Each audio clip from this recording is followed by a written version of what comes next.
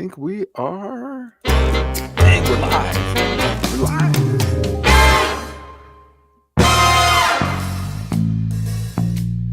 It's the greatest intro.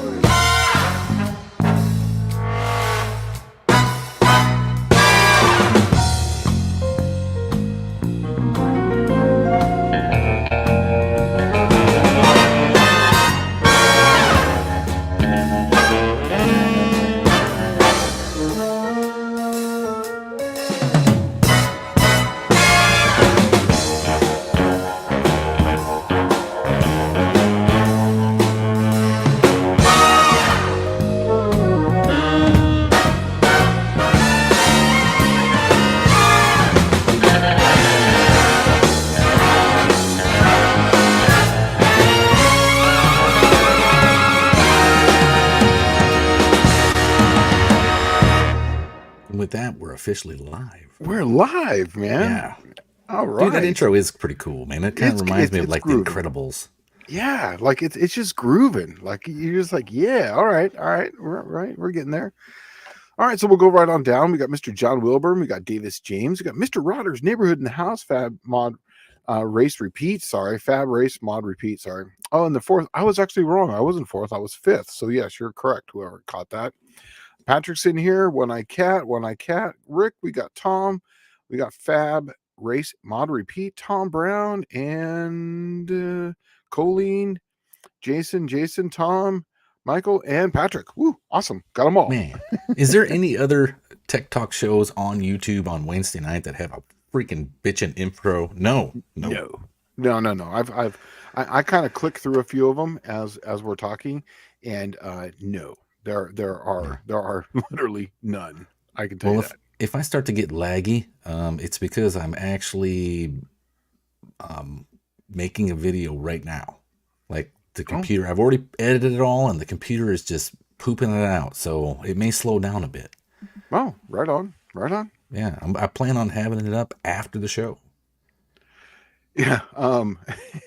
This guy right here is the name of your wife's car made me gag and run to open a window. Yes, the Creamy Beaver. Yes, that is correct. And actually, she's the one that named it. She got it. She named it when it was still out front. She hadn't even driven it yet. So yes, it is called the Creamy Beaver. It's hotter than a fever. Well, there is a question up here. Tom Brown is asking, can you put full moon caps on an aluminum wheel? I believe you can put a moon cap on any wheel. I believe so. Yeah, I've never actually done that. I've only seen them put on to like trailers or old steel wheels, but I don't see why not. Yeah. Well, to tell you the truth, I do know for a fact that you can put some of the factory poverty caps, the dog dish hubcaps, on an aluminum weld wheel. There's a guy that actually sells brackets. Really? Yeah, and you drill it into the weld wheel, and then you knock it on. You paint the weld wheel black, knock that cap on. It looks just like a factory steely, and you got your hubcap, and no one's the wiser. Right? Yeah. I'm actually thinking about, my rims on the Cookie Monster were good at one time. They're little scratched up here and there. Well, I think I might go black. To tell you the truth, when I was putting my T-Bird together, I was looking for nostalgic wheels from right around the same period, right? Mm-hmm. And what was I looking at? Well, the Lumistars. Yeah. Or the rod lights. The rod lights. And then you had, what was the other bitchin' wheel that everybody used to use? Before they went to Bogarts and spent $bazillion on wheels. Guys used to use Centerlines, the Outlaws. Yeah. Right? Convo Pros is what really... And Convo Pros, yeah. Yeah. Convo Pros. Those came out shortly after the welds. But when I was putting mine together, I was like looking at all the options and trying to figure out what's going to be the most cost-effective route. And dude, you cannot beat a weld wheel. If you have a car from the 60s, 70s, or 80s, a weld wheel just looks at home. Exactly. Right? Yeah. What's funny is that someone's let me see a picture of your car. I showed them a picture of my car, and they're like, "Man, I love the old school rims." I'm like, "Old school? What are you talking about? Those are weld drag lights." It's like They don't weigh anything, man. I don't know. That's the cars. That's rims I've always wanted. Those are the Pro Stars. The Pro Stars are what I really wanted, but drag lights is just what I got. Well, I'm trying. Yeah. Yeah. So I don't know. The welds just have that 80s look, man. They do. It's true. Mr. Wilson here saying the Convo Pros, when you want to find out about your cracked wheel at 150 miles an hour, dude, I literally had some Convo Pros that did crack. I bought them from the swap meet cracked, and I didn't know it. Yeah, they would crack right where the scalloping is on the inside, right there where it comes into the flat part. They crack right there. Well, so Jason's Garage Incorporated is saying Dallas is multitasking like a boss. I don't know. I made this intro like, what, probably a year ago? Yeah. And then we just never used it because the other intro was so awesome. But I also like John Wilburn's rebuttal. Multitasking means making several things screw up at once, which is true. Oh, maybe he's talking about me putting the videos together and as we're doing the live right now. Yeah. So you know, I was actually I got my transmission ready to go, the A500, and I'm looking for either a 355 gear for 7 1/4 if anyone's got it, or maybe an 8 1/4 rear end that, you know, that way I can actually put a posi in it. That would actually be better. So I'm looking for an A body 8 1/4. If anyone's got one out there, I'm definitely interested in it. So that way I could put a 355 gear in it, and that would put me right at, with my tire size, that would put me right at, it's about 2,200 RPM in lockup at about 77. What's the overdrive on that A500? 0.67? No, it's 068, I think is what it is. Okay. I think it's 067 or something like that. Okay. Well, so, that's deep overdrive. It's I'll deep tell you overdrive. What you can get away with. Once you pull that 410 out of Plan Z, isn't that a 7 1/4? Yes, but that wouldn't put me any better than where I'm at right now. Right, but you can always put a bigger one in Plan Z and not worry about it. Yeah, but see, a 411 is the biggest you can get for a 7 1/4. So I'm just going to put smaller tires on it, and I'm going to change up the gear ratio. I'm going to put inside there 277 first, which would then make it like a 430 first gear, and then I'll just put a smaller tire, so Plan Z will be smaller. But if I can get a 355 gear with my tire size, that would put me right at 2,200 RPM and 2,300. And that's exactly where I want to be with that car at 75, 77 miles an hour. That's perfect. Yeah. Now, if I go with a 25 diameter tire, I can get away with a 323 gear, but I'd rather have the 355 gear. Man, or you could put that 410 in there and then go with a taller tire. Yeah, 26.5 is the biggest tire I can really fit in that car, and it don't look stupid. You know, 28 tire looks funky in the front and the rear, you know. So Michael Schmidt's asking, are there aluminum steelies that look like stock OE 50s and 60s wheels? Yeah. You just so happen to hit on something I really, truly love. Me too. And I'll tell you what I know. A few years ago, about 4 years ago, because of the period correct wheel requirement for the Southeast Gasser stuff, I was searching around to see the same thing. And if you go to who I had mentioned earlier, Bogart Wheels, they actually make one called the Steely Dan. And it looks just like a Mopar wheel from the 50s, 60s, or they can make it a GM wheel from the 50s, 60s, 70s. And it is billet aluminum, one piece monocoque wheel. Wow. So that's the ticket. But I think they are not cheap. I mean, it is made by Bogart. They're probably $600-700 a wheel. Yeah. But you only order 2. That's all you need, right? Right. That's funny. Yeah, I don't know. I'm going to keep mine the way they are for right now. I'm actually just going to paint them black, I think, is all I'm going to do. I think there's too many workarounds. I'll tell you what I think you should do that's different. You know, if you're going to paint them a color. Black and white? No, I was actually just thinking white, you know, or gold. Remember how the gold wheels used to look? Yeah, but do it like the old, like where they do half black and half white, kind of like they did back in the old style, yeah, 60 style, because it's a car 66, so it'd be kind of cool. Well, do you know why they were like that? So they could tell how they were spinning. And that's exactly how they were hitting off the line. You can see the rotation. Yeah, they could see the rotation. That's exactly right. Yeah. And that's why I liked Chrysler stuff, because it was really, they're more of an engineering company than the rest. The racers were basically the engineers, so they wanted to And get that's out what there they and put all race. their money in. That's what Yeah, the Ram Chargers team yeah, was the exactly. engineers at Chrysler, and they gave them a freaking, hey, I'm Walter P. Chrysler. Just open up my wallet and take what you need. Yeah, You go know? for it, right? Yeah. They knew that no lie, winning on Sunday meant selling on Monday. Yes, So, absolutely. and that's why, well, Mopar was so big behind it. Didn't they have that recipe book where you could literally get the Mopar Performance book or whatever it was called Yeah, back then? that's And the it book had, I quote out of. yeah, It you tells you want to right run in there. 12s? This is how you do it. Yeah, and they also had a chassis book too, and told you exactly how to set up your chassis. If you have an A body, this is what you do. You have a B body, this is what you do. Oh, that's cool. Yeah, it was pretty good.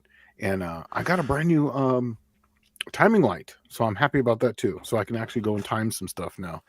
Timing is always essential if you want it to run right. You know what I had to do today? Because it's been cold the past 2 days, and I totally didn't think about it. And I went out this morning to start the Suburban, and I give it the one pump and then hit the key, and it didn't fire. And I'm like, I don't want to keep cranking on it because it's cold out. The oil Yeah. is thick, right?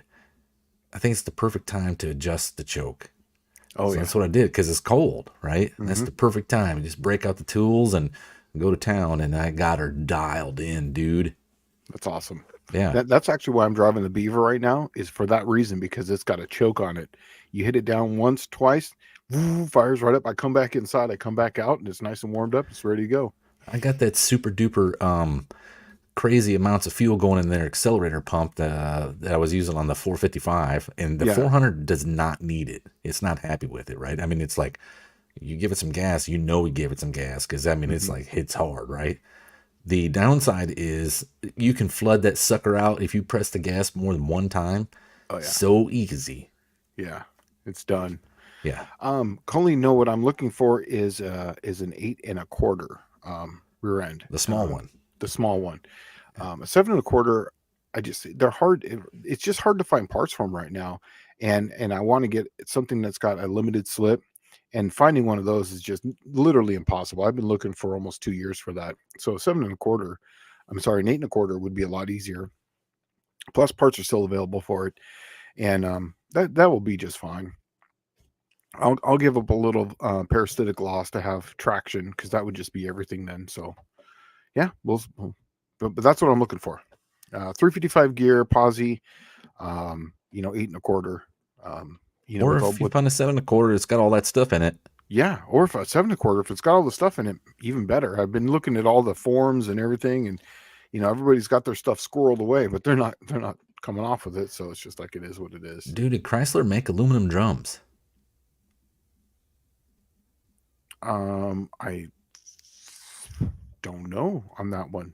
Who would be asking? It would be Tony. He would know that question. I don't know. I really don't know. I don't think they ever did, because most of the drums I have either got these big wings on them, and they're huge, and they're, they've got fins on them, and they're super heavy. I'm hoping that you can get some serious mileage out of this sucker. I want to see you run some skinny tires. We know it doesn't have torque to blow the tires off. Just run some super skinnies, run them at 80 pounds, and then see what this sucker really does. Well, that's what I have right now. The tires on there can go to 55 pounds. I did that on purpose, so very little rolling resistance. They're super hard tire. It's set up. I mean, that's exactly what it's for. And the reason why I want that is so that way it can be mileage. Plus, I want to see what I can do at the 1/4 mile or 1/8 mile. And I have those really small tires. Those drag radials are like 23 inches in diameter. Slap those things on there and let's go for a drive. Yeah, 373 gear right there. Exactly. So I'm looking forward to that. Well, if you can get a set of aluminum drums, if Chrysler made any, that's a ticket right there. That's probably the 2 drums miles that I an have hour. on there are the lightest drums that they make. I found some at the wrecking yard way back when, and they're 10 by 2.5, but there's no fins on them. There's no extensions on them. Literally, you can pick them up. They don't weigh anything. They're really small, Sweet. lightweight. Yeah, they're the lightest. That's actually what I had on my race car for the longest time also. So Michael Schmidt says that Bogart Steely Dan wheels, check them out, and they are very cool sleeper wheels, very interesting. Yeah, that's some food for thought right there, and you have to be very serious to want to get a set of those. Man, I've never even heard of that before. Yeah, I was looking into it because I was trying to run. Okay, I was trying to make the car look period and be very smart and thought out about all of it, right? Yeah. And I was looking at getting some of those since they make them custom for you. You know, you're paying the same price. Can't I just have them polished and it look like chrome reverses? Couldn't I get them billet made with chrome reverse looking wheel and then polish the aluminum? And it would look like a chrome reverse wheel, and I'd put that on the front. In the back, I'd just run the Steely Dans, paint them black. Dude, What? they're not cheap. No. How much is it now? They were like Six 600 something. Yeah, $607 for a 10 by 14 inch in the front. A 10 by 4 inch. Sorry, 10 by 4 inch. Tom Brown wants to know what does the Lizard King weigh in at? With me in it, where's he at here? Sorry. Okay, it was 3,400 pounds with me in it and a full tank of fuel. Here you go. Kim fixes it. Kim to the rescue. Shane, I have 87 Dakota with an 8 1/4. I think the gears are close to what you want, but I think you would have to add your own posi. We could do some trade if you're interested. Dude, 100%. I wouldn't even put a posi in it. Well, I do because I want when I go to the track. You put slicks on it. That thing isn't spin the tires with slicks on it. Well, when I have, because it spins right now with a 276 gear and a 277. If I have a 355 gear and all that fire breathing horsepower and torque from a Slant 6, it's gonna blow them off, man. I tell you. I think you should buy a set of Steely Dans and put them on Plan Z, and literally take it to the track, and everybody be like, "Look at this pile of crap," and then, and it's a 170 Slant. Yeah, Kim, that sounds great. You know what? Do me a favor. If you could measure flange to flange on that, as far as the width of it, because I wanted to make sure it still kind of looked factory in there. I don't know what his 87 Dakota, track width, width is on those. But yeah, that would be awesome. Yeah, definitely. We'll definitely do some trading. I got plenty of stuff out there. I promise you that. Look at this. A First Responder Garage says, "Hi, all driving home. Just coming off of the movie Ghostbusters is a go. We're working on the cruiser." That's sweet. Yeah. That's awesome. Man, is he working on the movie set? Probably. That's bitching. Well, he's working on the cruiser probably. Shane, check them out of your Stunt cars. They're perfect, even with the Plymouth Poverty hubcaps. Oh yeah, dude. Right? I love them. They look awesome. In fact, looking at them, they look exactly like what's on the Lizard King right now. Because I bought those wheel Ventiques. Remember those? Yeah, that's what I have on the. I wanted to get brand new rims because all the rims I got were all wobbly and bent. So I got brand new rims because I wanted it to go straight. Because I drive it. Were you at a Brono when I tested the T-Bird with Steely's? No, I know. Maybe I was. I don't know. I had went and got some. Let's see, 94 and 95 Mustang Cobra front spare wheels. Right? They're aluminum.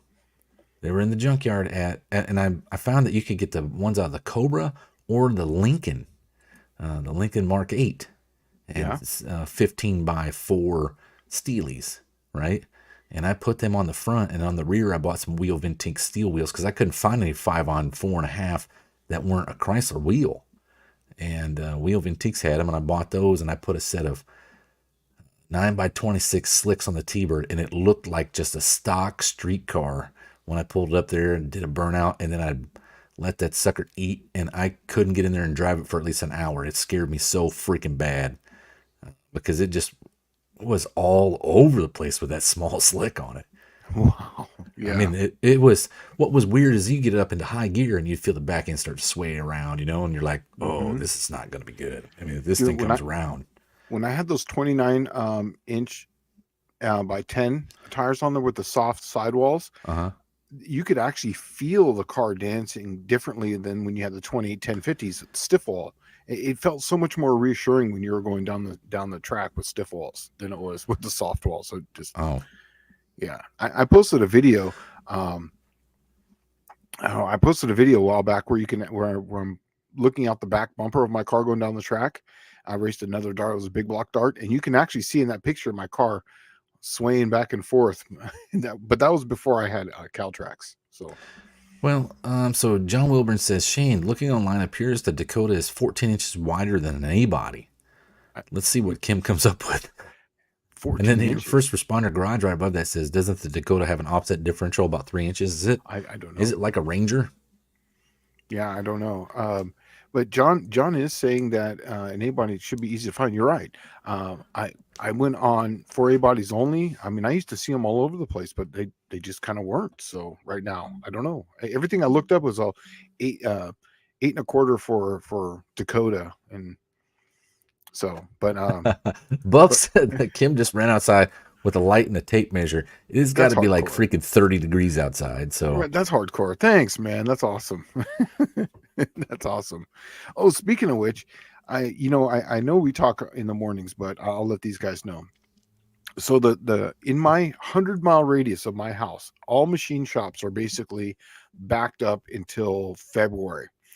So Gilbert Slant is slowed. I think what I'm going to do with that is I'm going to call him up and ask him. I'm going to that Slant 6 that I got from the neighbor down the street that was actually just going to put straight into Plan Z. I'm going to blow that one apart and just take a look at it. And maybe I can just do a rebuild on that and put it in his car. And then I can do something else for Plan Z. I've got a 60 over, block right there that's ready to go. It just needs to be decked. So I could take that one apart, get it decked. So that way I can raise the compression. We can kind of go from there. So you could swap the pistons out of his motor then too, right? Yeah, well, if those pistons are good in there, I'll just re-ring it, do the bearings on it, oil pump, just do the oiling tricks on it, clean it up, and then just kind of go from there. I wonder if the pistons are what's causing the problem. I don't know. Try bolting on a set of 14-inch magnesium wheels on my EI Special. He's building a El Camino. Oh, that has a Buick Special bodywork on it, right? Ooh. So it's going to look like a Buick El Camino. Yeah, he says no go. Too much offset. Might be work with the skirted wheel, but a bit. And they weigh 4.5 pounds with the tires. Wow. Dude, I tell you what, man, I would get a little bit more creative with the name on that. El Special, just you should call it like the El Saber. Instead of Le Saber, it's El Saber, right? That's right. You could, hey, matter of fact, there's a guy that in our group, what is his name? Roland, from, I can't remember. Roland, he had the Z28 Camaro with the 8-to-1 collector on the, and the pipes, the equal length pipes on top of the motor, right? Yeah. Dang, I can't remember the name of his channel at the moment off the top of my head. He makes badges. And like we don't need those stinking badges. No, he makes like knockoff. Like if you were to take your dart badge and send it to him, he would send you a whole new dart badge if you wanted to say dirt, right? And it would look the same font, same lettering, the whole same spacing, everything would look the same, except for it would say dirt, right? That dude makes badges for like on the side, and I thought it'd be kind of cool, like if you were to have like some El Saber or Lizard King, Dart. Desert Dart. That's right. Creamy Beaver. Oh God. That would be something. Oh, you know what? I'm gonna have to look into that because that would be something. 100%. Yeah, I can't think of the garage right off the top of my head. It's first responder garage. Shane, I'm gathering information on this 413. I'm going to need to borrow any cheap pistons I can use. Thinking I'm going to need at least 20, possible 30 overbore. Everything big block, I literally do not have anymore. I have nothing big block anymore. Unfortunately, I'm sorry. I got rid of all that stuff. He's not asking for parts. He's asking for, he needs that information from you in that Mopar Bible. Oh, on the 413. Oh, okay. Well, yeah, that's no problem. Whatever you need. Slant Daily Garage at Yahoo. Just send it there, and I'll hit you up 100%. I'm sorry, man. I'm gathering information. I'm going to need to borrow it. Any cheap pistons? Okay, I thought I read that wrong. I thought he was asking for cheap pistons. And Nah. I just give them to you. Kim is giving you a response here. 43 center of the purchase, 54 and a half to inside of the drums. Okay, I'm gonna take a picture of that. Yeah, and then John says that. Oh yes, right. John's saying Torque Racing Production. How can I forget? Yes, Roland from Torque Racing Production makes badges. Okay, and he's saying that John is also saying that might bolt right in. Yeah, thank you, Kim, and that I believe it will, because that sounds about exactly what I have. I believe, I think it's 52 inches, but who's counting at that point? That'll be just fine. I don't know. Mr. Clint's from Clint Street Machines is here. Oh, what's going on, Clint? So, Clint, I got to tell you, I've been looking at that intake manifold I got from you from that Slant 6, and I think that's going to go on the Beaver. I think that's really going to go on the Beaver. I'm going to look for another a Holly 1920 that matches exactly, and I'm going to put those on there, because I'm liking that car with just one barrel on it. And that would be so cool to have two of those and then a decent exhaust on it driving around town. That would be awesome. So, yeah, Fab Race Mob repeats saying, "Long live the creamy beaver." Yeah, let's hope so. Right? Yeah. First Responder Garage is saying, buy cheap pistons. Any ideas? A lot of people are telling me just bore it to a 440 or 426. Wasn't the 413 the first RB motor? Yeah, it's the first size for the RB. Yeah. Okay, and you and I talk about this all the time. That engine, that block and bore and stroke was the original engineering architecture behind that engine. Yeah. And when you get to original engine architecture, there's nothing wrong with that, because they've already done all the math on bore to stroke ratio, rod to stroke ratio, the whole 9 yards. There's nothing wrong with leaving it 413. Yeah. I don't know on that one. Actually, Gilbert's here in the chats, and I'm glad that he's here, because he's reminding me of something that I need to ask. And I'm glad, because otherwise I'd have forgot. Anybody have a 64, 65, or 66? It has to be V8 pedals. Just a V8 accelerator pedal. He has a Slant 6 in there right now. I was going to put a throttle cable on it, because we're going to go to a Holly 2 barrel. So yeah, we need something that's going to fit that. If anyone's got something like that, I looked around. I thought I had an extra one, but I just don't. Maybe I did in California, so I don't know. But I know that if Patrick is here, Patrick's here, he might. I know that he's got a lot of that stuff.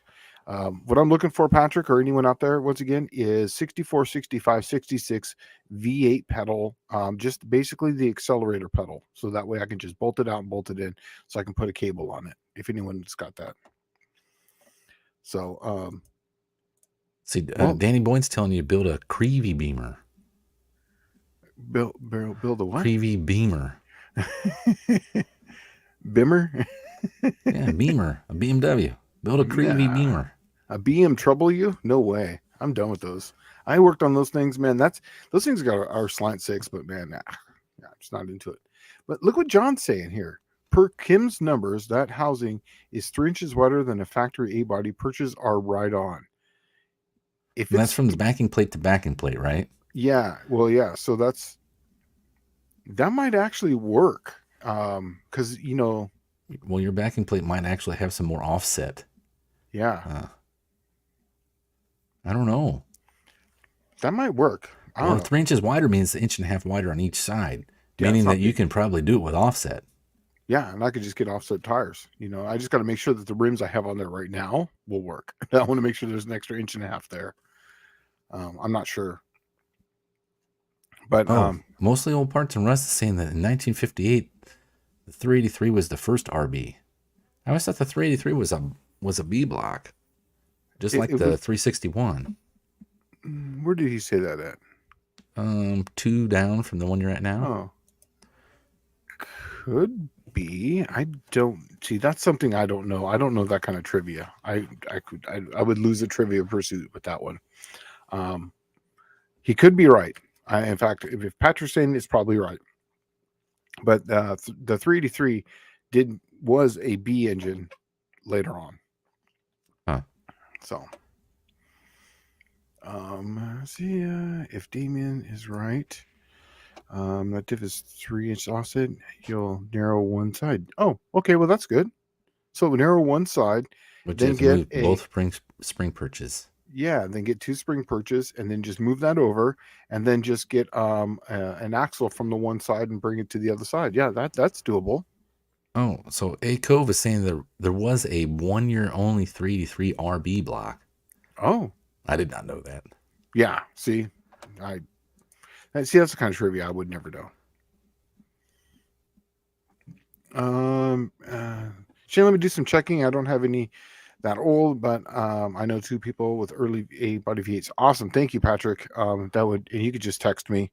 That would definitely help me out because trying to figure out a direction to go with his car, and I'm going to be probably just taking that engine apart that I got because I just waiting until February just sucks to get something going. That just sounds terrible. Oh, yes. I think Christine was a dual quad 383 RB. That's cool. I did not know that. Yeah, I didn't know but that I am either. not a Mopar head. Shane, No. you're in the bad zone on this one. You're in the penalty box. Well, you know what? It's 58. Come on, Well, Who would that's know it. We need to that? call Steve Maggs. He'll know. He'll know what the Right. casting number is and everything. Oh, speaking of which, did you hear he's getting out of the hospital here soon? I saw on Facebook, Yeah, I think 2 days ago, that he was on the mend. he's on the mend. He's gonna be getting out of the hospital. He's looking forward to going back and doing internet stuff. So he's so he's sounding and looking good. So heard some talking from him. So it's good. So Here, Mopar's Mustang and Minivans is saying, that's a tech question there for you. Does having bad engine mounts affect internal assembly rotation? Like bearings, would it cause pilot bearing to wear sooner than later? Just an odd question. no, because here's the thing is that when it's bolted up and the dowel pins are on, the engine and transmission are literally one. The dowel pins are really what align it. The bolts just keep it together. They just keep it from moving like this. But the alignment is done with the dowel pins. So if that thing was bolted up, there would have to be one more thing here is that the bolts would have to be loose. Thank you for reminding me. Oh, is this the wrong one? I thought I had it up there. I don't know. It's from Mopar's Mustangs and Minivans. Oh, It wouldn't have any effect on your internal assembly rotation. no. With the exception of the balancer or the pulley hitting shit under the hood, right? Because your motor is no longer tied down, and you're relying on the weight of the engine itself to hold itself in place. Generally, it doesn't work. You'll end up screwing up exhaust, breaking header or exhaust manifold studs off. U-joints will go bad because it's twisting and it's putting into a kink and all that stuff. But as you'll far as feel the clunking around as you're driving it, and then you have a pretty good chance of damaging your cooling system. Yeah, the only way I've ever seen this go is when it kinks so bad that it runs dry on oil. I did see one person do that. It was on a Chevrolet where they have the clam mounts and it didn't have the captured one, and when it broke, it came up and then was sitting at an angle. So then when he got on it again, it was hitting the hood and it just ran dry and took it out. But that's the only way, is you would have to do something like that. I've seen guys, but Buick guys that do this all the time because our motor mounts are vulcanized rubber, right? And the thing that I've seen is ruining your cooling system by tearing your fan shroud off or chewing a hole in the radiator. John Wilburn saying that the RB blocks were the 383 and the 413, and the 383 was a 402 bore. The later 383 was the low deck engine. So that's what it came out. Okay. Good to know. Good to know. I won't be building one anytime soon, I promise. Yeah, and the first Bs right here were the 350 and 361. Now, I did know that. I did know the 361 and 350. That's where the 350 big block comes from? Yep. Never even seen one. Yeah, they're very, very rare. 361s were very rare also. Mostly I saw those in like trucks. I saw those in like a full-size Chrysler. Yeah. A 361. Yeah. Because I opened the hood, I'm like, oh, a big block Dodge. Wait. 361. 361 Commando? Like, what the hell is this thing? one cubic inch on a regular 360. No, I don't want this. Sounds terrible. Yeah. So yeah, I'm actually going to be doing a video that most of you guys would like. It's how to recurve a distributor for like, this is going to be very specific for Slant Sixes, but you can use this type of engineering to anything Mopar and how the distributors work. On Slant Sixes, they have a number on the back, on the bottom for like the little slot. And if you flip them over, it'll say 15, but that's 15 distributors. So it's actually 30 on the crank. So, and then you'll find some that say 13, some say 13.5, so on and so forth. So I'm going to show you how to measure that. And every degree comes out to 0.0085. So I basically split hairs. It's between 8 and 9 thousandths is 1 degree on one of those. So if you want, you know, X amount of degrees, you just basically measure the distance. Now start on the inside and then just weld it up and then just kind of rat tail it out. And then that way you can set up your own type of whatever you want for a curve. And that's actually what I've been doing for a while. So I'm going to show you guys how I do that. So it's a very simple way. So you don't have to buy your MSD. You can really run, you know, a factory one, and then you can recurve with weights and springs just by, because there's only so many weights. There's actually, on the Slant 6 world, there's only really the one that I've seen. But I grind them down to make them lighter. And then I run the same springs. I get rid of one of the heavy springs. I put another spring in and make them lighter, so they open up a little slower. So yeah, it's actually really cool. So that's gonna be on my next video. Well, Tom Brown is asking a question here. Speaking of motor mounts, Dallas, would you ever put solid motor mounts on a Buick engine, or would the vibration crack the block? I don't know. I have never seen any available. And I've never tried them on a Buick because especially a big block, they're so flimsy anyway. I'd hate to see what happened, what that torque does when it walks the block around. I would not try it, to be honest with you. The small block might be a little bit more forgiving because it has a lot more, it's deep skirted mains, but still, here's where I have a problem with it. The motor mount bolt holes are directly above the oil feed passage, or the suction passage on the block. And Buick would probably be about the only thing that you would run into with this kind of situation, because I actually took a 300 out to a 5/8 inch pickup tube size, and it got into the motor mount bolt holes. And I ended up just plugging them and making shallower motor mount bolt holes. Not really that big of a deal because it was already a 1/4 inch too deep anyway. But it's still, you know, I wouldn't chance it. They're so dang close. I think it would crack, because if you think about it, if your bolts are going into, or that close to the oil suction side, that it's a hollow tube right underneath them bolts. So there isn't going to be a lot of strength there to begin with. On my super stock motor, I had to use 215 motor mounts to get the engine in there, which they won't last more than just probably be ripped off by the starter. But they're so weak and flimsy. But I am going to put what they used to call elephant ears on a block, which is virtually like a torque strap multiplied, where it's virtually just an ear that you bolt to the flange on the front of the head and the rear of the head, and then you anchor it to the block, or to the frame rail. So that's how I'm going to solve the problem on that super stock motor. Yeah. Kim's as his. I don't know what the kind of metal the distributor plates are made from, stamped from, but they hate getting welded. Well, what I'm welding is not actually the plate. This is underneath the plates. This is the actual. This is the 2 little slide bars that go into the pin that go onto the weights. And usually, the reason why they're such a pain in the butt to weld is because they've been in oil their whole lives. So what I tend to do is I'll get them hot for almost 30 minutes and cook all the heat out, the oil out of them. And then I just put it on high heat, low feed, and I just work it back and forth very slowly. And I go from one side to the next, and I always leave a map, torch going onto it, so it never cools down, always stays hot. And that's how I've done it. You'll see a whole video on how I do it. But John is right. They do make plates for those. You're absolutely right. And I forget the name of the company. It's FMJ, I think is what it is. I think it's FMJ Ignition. But at that time, yes, FMJ, I think is what it is.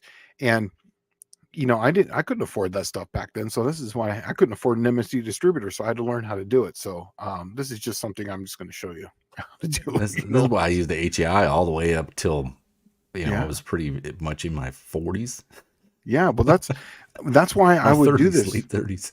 Yeah, that's why I would do this on the V8s, is because I would just do an HEI, a Ford coil, and then I would take a factory distributor, and then I would do all these tricks to it, and I would just have the weights, and I would just like, well, this is what I want to do, and because they would have tons of advance in them, so I would just knock out some of that advance, and it was perfect. So I didn't have to spend the $300. I could put it somewhere else. Yeah. My big thing was I was running the Ford 5-liter stuff, and it was. Well, the first time I put a roller, they all came roller cam. The first time I put a billet solid roller in one, I had a Ford factory TFI distributor with a melanized gear on it. I was the only one that was taking a stock distributor and putting a melanized gear on it. Oh yeah, right here. It's right here. It's called FBO plate. Our friend Just More For is a dealer. Yeah, exactly. No, I have them. I have tons of them out there. A lot of people, they run them. The only problem with them, and here's the deal, is that it's super thin. And if you're driving down the freeway, believe me, I know because I've done this. If you're driving down the freeway and you have a lot of advance going on that thing, it will eventually wear a groove in there. And pretty soon, whatever you set for, let's say 15 degrees of crankshaft timing, right? You had 15 degrees of crankshaft timing, and then you go back and check it, it'll be 17, a few months down the road if you're driving a lot. If it's just something you're drag racing here and there, it's going to be just fine. But for a person like me who's driving these things, 24 hours at 80 miles an hour, that little thin plate does stretch out. Let's see, Buffett's asking, did I ever have an HEI retard with higher RPM? We did, and changed to a points distributor for now, fixed the problem. I haven't had an HEI retard at higher RPM. No. They're not usually pretty bad at that, but the Buick high RPM is not normal as everybody else's high RPM. Usually around $6,000, you're starting to clench your butt cheeks there. Yeah, I ran an HEI. I literally ran an off-the-shelf HEI, not even Excel or anything like that, with a Ford coil on my Mopars up to 6,500 RPM, no problems on nitrous. I never had an issue with it. I would definitely change up the gap. I wouldn't, it's probably you got too much gap in there, and it's probably changing the dwell. It's probably putting too much restriction on, so that way it's too much load on it. Yeah, too much load on the coil. What's weird about that HEI is they originally came out, the Buicks had like 55 thousandths or 60 thousandths gap in the plug. And so everyone thought you could run major gap with these things. Well, no, it was all based on how much compression it had. What was your camshaft, right? Because that's really what you're looking at. How much cylinder pressure really is what this whole deal was. And the HEI didn't come out until 74, right? Buick was the first one with the HEI in 74. And so they had these Mongol gaps. If you go look at a Chevrolet, they might be 40 thousandths or 45 thousandths. But because of that short piston, top dead center occurs really quick, right? And the cylinder pressure would be really high. So you'd have to shorten that gap up. And otherwise it'd blow the spark out. Yeah. So I don't know how it would play for any other engine. If it's not a General Motors piece, if you're using it on something else, I have no idea. You have to think about your engine architecture. Yeah, and I've never been a super fan of mega gap on plugs anyways. I started just running 35 thousandths. That's exactly what I do. Is I run 35 thousandths literally in everything that's my HEI, and I never have a problem with it. I never had any problems with anything. Tom Brown's asking a question here. The heavier the dizzy weights, the lighter the spring, the faster the curve will come in. Correct. Yes, that is absolutely correct. On a Slant 6, you have usually one really light spring, and then you have one spring that's super heavy that's kind of in a J hook. So it doesn't even grab until it gets, X amount out. And the reason why they did that is a Slant 6, when you idle them or when you time them, they're literally at 0. So it's either 0 or sometimes on some of the timings are 5 degrees after. So as soon as you hit the throttle, those things want to come up on timing. So they want to come up on timing, like say 15 degrees, and they want to hang there for a long time. They don't want any more than that because they'll spark knock. And then they'll kind of come up a little bit, and then they'll kind of come in later on at like say 25 to 3,000. They'll start to come back in again. So they want to come up, flatten out, and then start to come back in.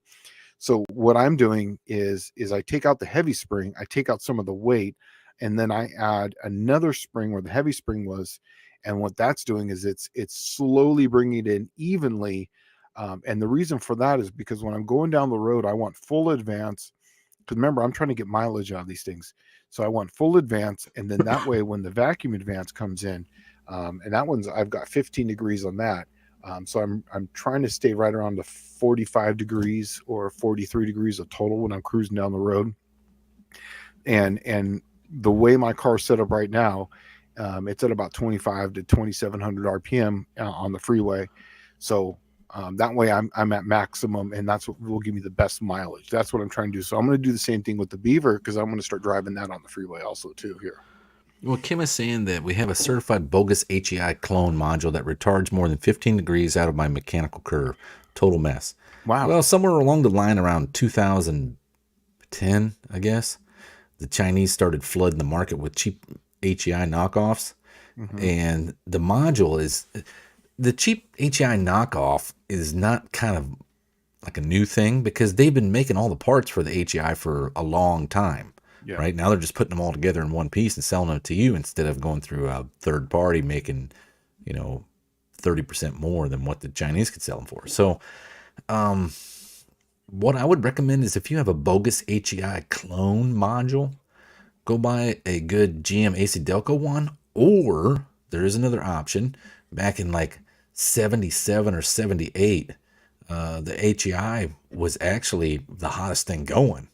And everybody was freaking, like if you wanted parts, everybody had a Napa, and Eklund, the Eklund brand products were the only certified ones to replace the GM HEI module. The only problem with the HEI is keep a spare module in the glove box, because when it goes tits up, she's tits up, and you don't know when it's going to happen or how. It just stops. I literally had one. Yeah, I had one go on me too in the wife's car. It just went bad, but it was China. And it's funny that you say the Eklund version, because I found an old Napa Eklund one on eBay, and that's what's in my car, and that's what's in the wife's car right now. And then I have a China one in the glove box, but to get you home, maybe it'll get me home. But I literally drove from here. I mean, that's I'll tell you my sad sack story.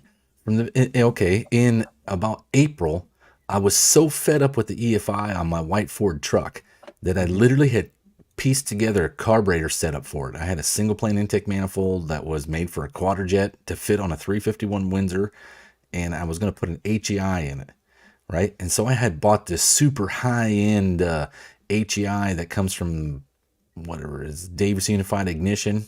Yeah, I think it was like $400 or $500, right, for this 351 Windsor distributor that was an HEI. And then everything went sideways here at home, and I ended up selling the truck, and I had all those parts just kind of sitting off to the side. Well, I'm like, well, I'll be damned if that was the thing. I was driving the Suburban everywhere, and here it was like hard starting and missing every now and then. And I'm like, goddamn HEI is about to go tits up on me, right? So I'll be damned if that brand new HEI is just going to sit over there in the corner for a 351 Windsor. The cap and all the internal guts will fit in my distributor. So I swapped them all in. Cap, rotor, plugs. Well, not plugs, but cap, rotor, the module, the pickup coil, all of that I swapped into my distributor. So I had brand new parts. And then I ended up just chucking the 351 Windsor, because it was just pieces, parts left over then, right? Yeah. And so I just chucked all that stuff, but put it all in mine, and now it runs like a watch. That's awesome. Yeah. Clint's saying here, Clint, I agree with you, but you got to be careful, because that Excel, some of those, it depends on the time frame, but there are a lot of those were made overseas. I think the Excel ones were made like in Taiwan. Oh like in yeah, the yeah. last couple of years. Hmm. So But if you can get they're it, easy to tell. So you want to know how to tell the good Excel stuff from the bad Excel stuff? is it the color of the yellow? Yeah, well, it's not yellow. The old Oh, Excel ignition parts were all tan, remember? tan. Yeah, yeah. So that's the ones. If you find the tan ones, That's good that's the ones stuff. to buy. Yeah, That's the that's made it. in the USA Excel stuff. Yeah, I remember that because they would have the distributor caps were tan. You Yep. know. Hmm. That's what you saw in Pro Stock in like the early 80s, late 70s, Yeah. especially with the Chrysler dual plug setup. They have Right. two of those little or the tan caps next to each other. Right. Wires, Right. Autolite wires running everywhere. Um, is the Eklund code for Napa also in ordering anything from online from Alt or Altrum? You need to get actual OEM numbers. If you have a Porsche or Brembo brakes, you will get Brembo brakes. Oh, okay. Huh. Good to know. Yeah, I did not know that. Huh. Wow. Yeah, because I think you can get these Eklund code, but see, I don't know if it's still if an Eklund line code is still Napa. If you buy Eklund now, is it Napa brand? still Napa brand? I don't know. I'm assuming yes. Well, I don't because know. It Napa's may be made in the same dang plant as the Chinese MHEI. that's what I'm getting at because Napa, they have their Napa Gold and their Napa Platinum oil filters, and they used to just be rebranded Wicks, but now they're their own brand. They're made by Wicks, but they're a different style of filter. I'll tell you, everybody here, since I got a secret, I'm going to tell everyone. Sure. Okay. Just the people on here. So we're looking at 80 something people, maybe. All right, here we go. If you're looking for good parts that are not made in China, go to eBay. Yeah. All right. I'm going to tell you right now, go to eBay. There's so many OEM, Old OEM. NOS parts that Hmm. you can get on. I always buy the stuff from eBay. Yep. Always. I don't care what it costs. If it's $5 cheaper at O'Reilly's, right? I'm going to waste that much in gas just going there and coming back. Yeah. So, It's funny you say that because that's what I've been doing with the rocker arms for the Slant 6. The yeah. TRW. Remember when TRW was like Yeah. the brand? Yeah. Yeah. Before they got So bought out. yeah, so I've been buying the rocker arms. You'll find this guy will have 2 rocker arms with this part number. They don't even know what it fits. You just buy them, boom, and then they come here and I buy the same thing for the Mopar 904 solid lifters, the barbell ones. I know we talked about this, but I do the same thing. So that way it's good. It's got an old Mopar number, and you just never have to worry about it. Every time a GM module goes out, I'm driving. You ain't lying because it goes out with a bang. You'll be going down the road and like, well, most of my stuff is Slant 6 stuff is not going to really they just quit. That's it. oh, dude, I had one when I was probably 18 years old, bent the butterflies backwards in the carburetor. Really? Yeah, we're going down the road probably like 50, 60 miles an hour. So you're probably, back then was no overdrive, but Uh-huh. probably, yeah, I don't know. Motor's running about maybe 2,200, 2,300, somewhere around there. And it backfired with such a loud explosion, man. And then, pulled over. Of course, it died right away. And you try to crank it. Of course, it's not starting, right? I pulled over. I looked and thank God it didn't start up because the butterflies were bent backwards. And it probably would have been like 9 million RPM before you could shut it off. One thing I've noticed though about the HEI, when it's in a distributor, most of the problems that you have with an HEI comes from grounding. If you don't ground out that HEI well, I'll tell you what it is. It's actually simple. Okay, so it's technically a small computer in there, yeah, right? that's it. And it's limiting current and voltage is all it's doing. And what happens is, if you look at the way that that's created, have you ever noticed that underneath the HEI distributor module is a metal base? If you buy a good GM one, it's metal. And the reason for that is there's heat transfer paste between that and the body of the distributor. But what you'll find is hackery, your sorcerers. What are they? We need to have some kind of sorcerer. Yeah, some wizardry. Your wizard shows up. Oh, I don't have any of that stuff. I'm just going to put dielectric grease in there. Wrong answer. Wrong answer. It does not transfer heat like that. Nope. The best thing to use is you find those geeky guys that do all the computer hot rodding, and you get the freaking heat transfer paste called silver ice. I think that's what it's called.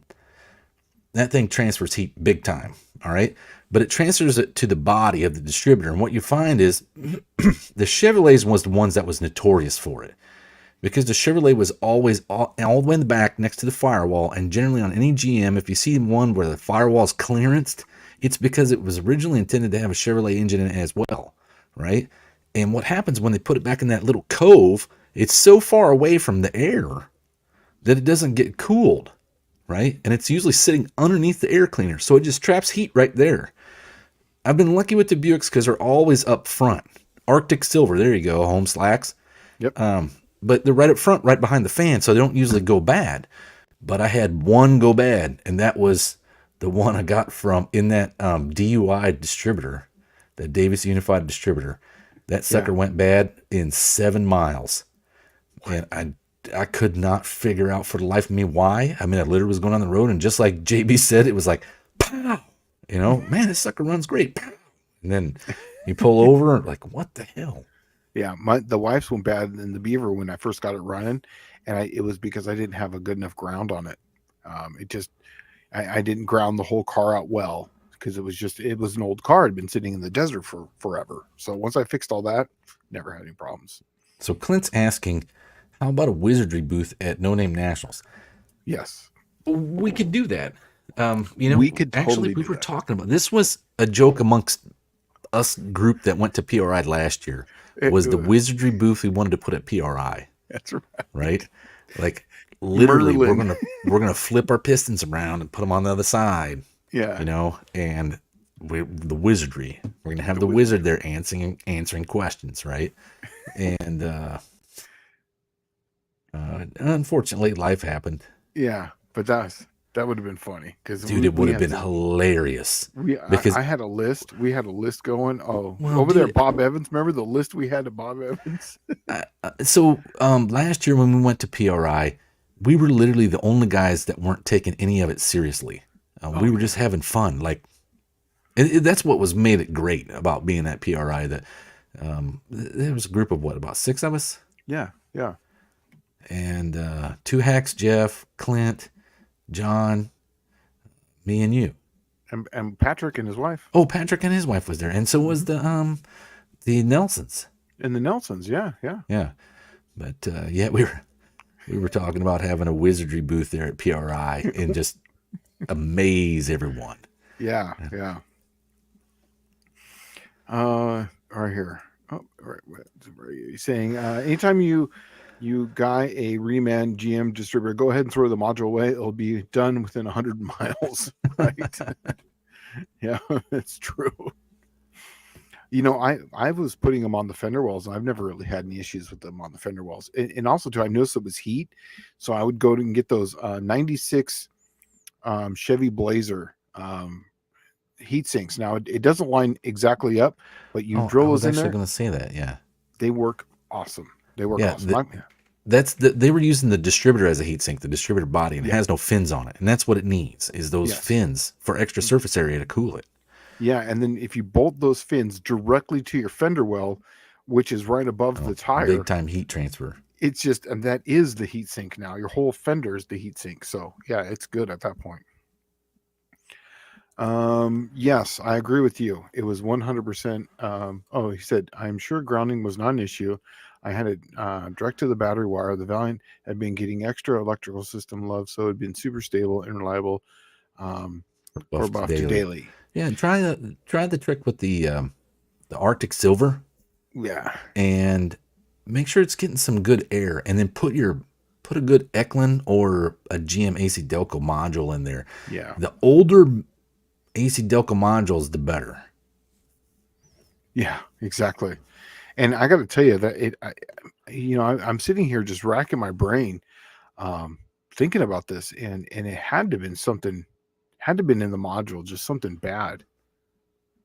Because when they go bad, I'm assuming it's probably it's always the same thing, because JB's right, they do explode. They and then they're done. They don't explode, but I mean, it does cause an ignition disruption with a giant explosion.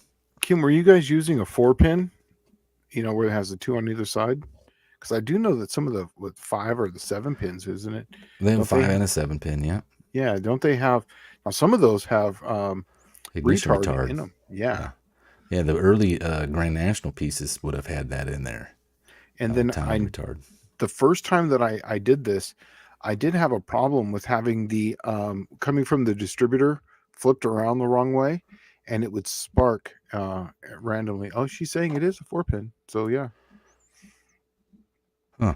that's a 4-pin. Okay. Well, like I said, it was just I wasn't there, so that's why I was going over them all because I've seen people run those and they run those for like a retard and all that stuff. So, weird,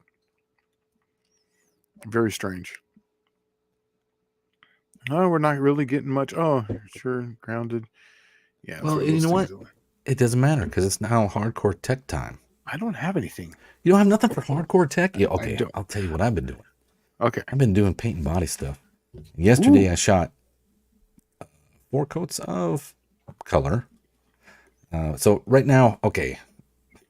It's been a while since I painted anything. It's been about 3 years, I guess. So instead of starting right on top of the car and painting something that everybody was visibly going to see, I decided to paint, since I was painting the trunk lid, the underside of the trunk lid, right? And to kind of get back in the swing of laying paint, setting up the gun, cleaning the gun, doing dumb stuff, that boogers up the paint after you spent hours trying to make it nice. And so I got 4 coats of color on there, and then today I got 4 coats clear on it. And it looks and feels like a brand new dipped piece. So I've been doing some paint and body work on the 63 Buick. Now, the only reason I'm even putting paint on it is because literally kids jumped on the trunk lid, the roof, and the hood. And Clint from Clint Street Machines has the hood, and he'll tell you how awesome it was to try to straighten. I think he said he's going to take it to somebody to try to see if they could do better. I just decided the trunk lid was the same way. I pulled everything up, and then I just started knocking things down to give it some strength. So, tell them what you're doing with the paint. Well, okay, I will. You got the good paint. Yeah. All right, so I'll give you 2 guesses. Well, not you. I've already told you. So the first person that come up with it, I'll explain. Does anyone know how they actually used to paint old school 1960s race cars? It means how did they get the paint, and why is the artwork the way it is? Come on. Tom Brown saying boat metal flake. That was one thing that they did. Yes. One. Yep.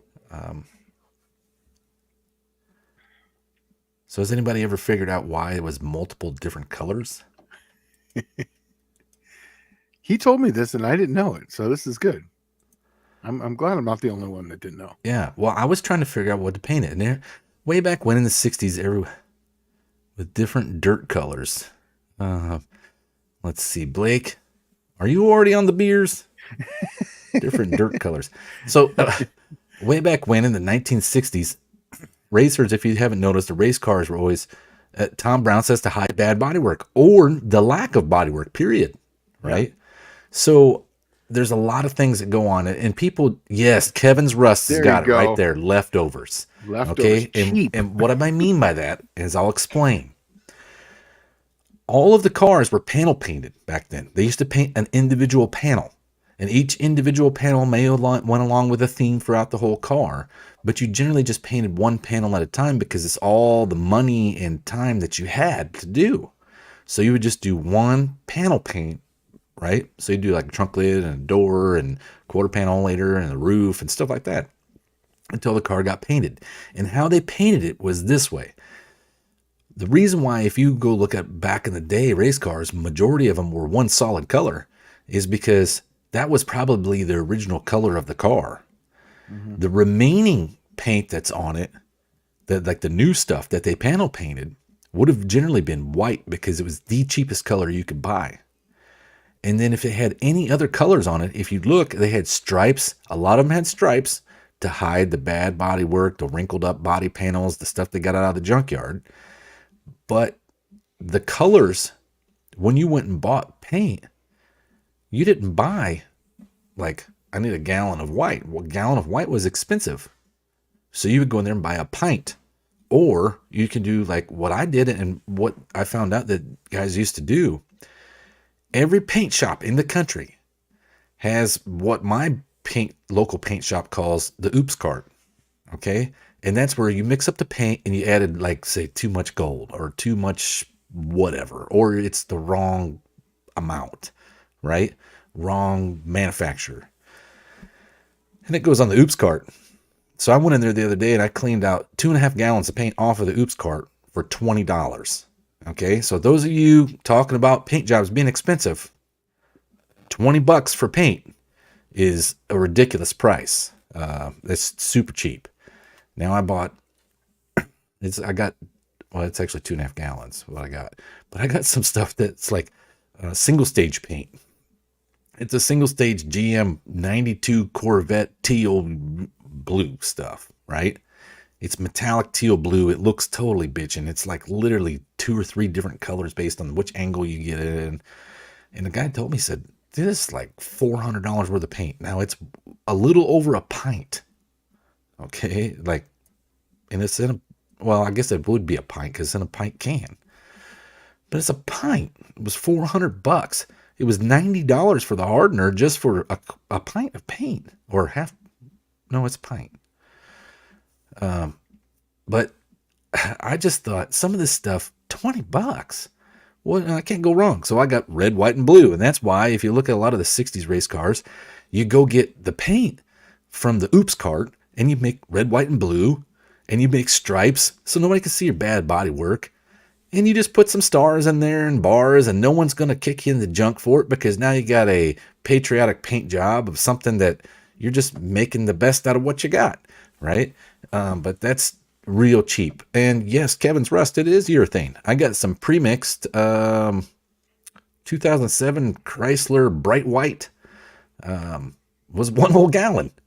1 whole gallon. It is pre-mixed, so I don't have to add anything to it, but it's ready to shoot right now. So I'm going to use that.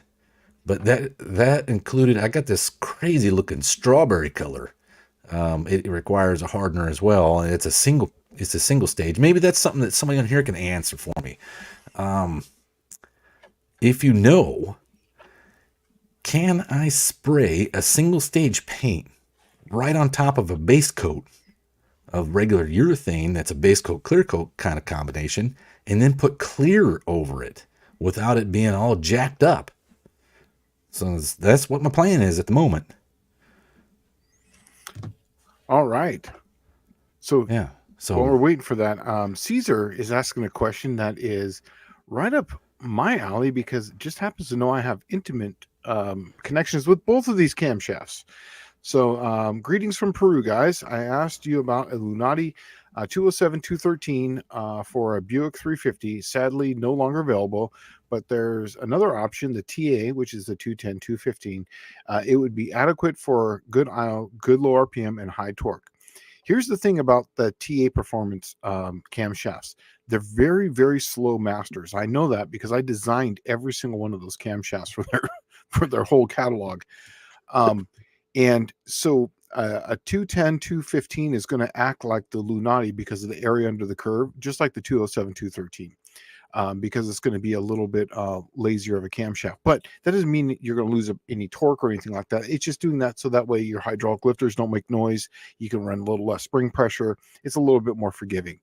For what you're doing on a Buick 350, that would be a very low RPM, super good idle, and very high torque. It's basically the next step above stock is what I would call that. What's your take on those? I talked to you about this when I started doing camshaft swaps on Buicks, because one, I'm going to tell you right now, Caesar, you're going to have to degree that. All right. There's too much disparity between the camshafts, as if buy a nice timing set that has multiple keyways in it for all kinds of advance and retard. Right. Yes. And that's the reason why I say that is the Buick camshaft. When I started talking to Shane about it, the Buick camshaft is already set up with 8 degrees of advance in it. Yes. And then some of the camshafts in the aftermarket are that way, and some of them are not. TA I've found is kind of hit or miss, right? It just depends what blank they got that day is what I'm thinking. But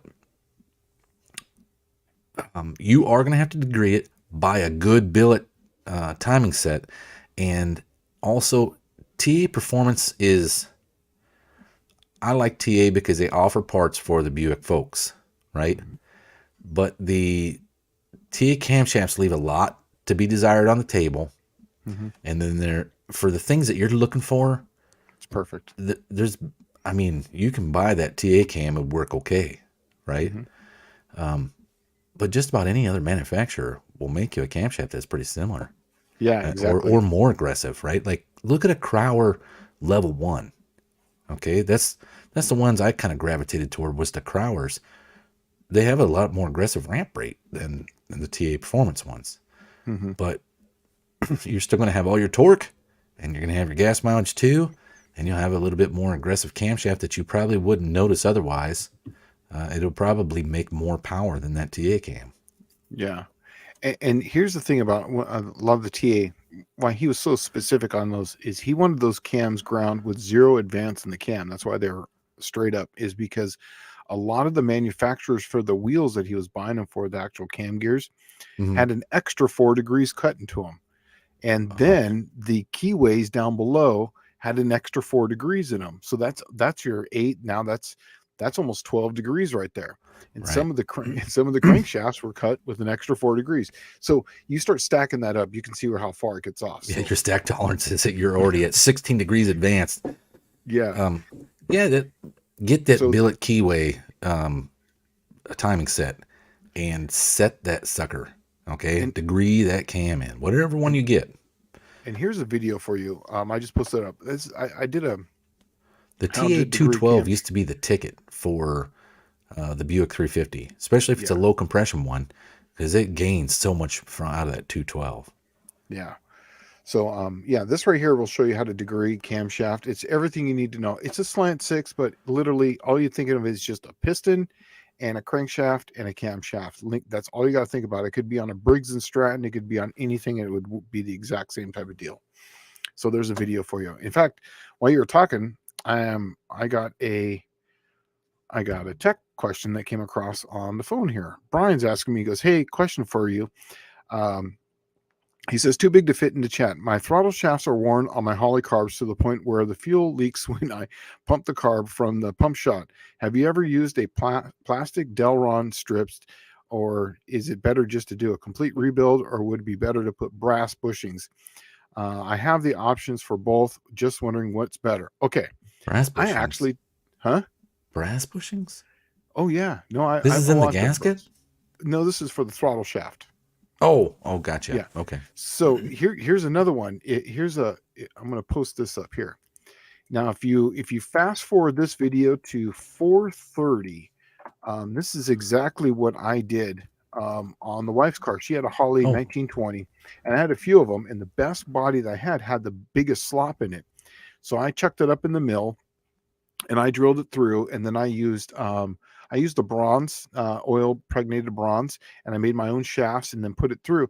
And that car does not leak at all. In fact, I made them even bigger than what the factory was, so it went longer onto the shaft to keep it centered up. And I was even going to put an O-ring in there, but it was actually unnecessary.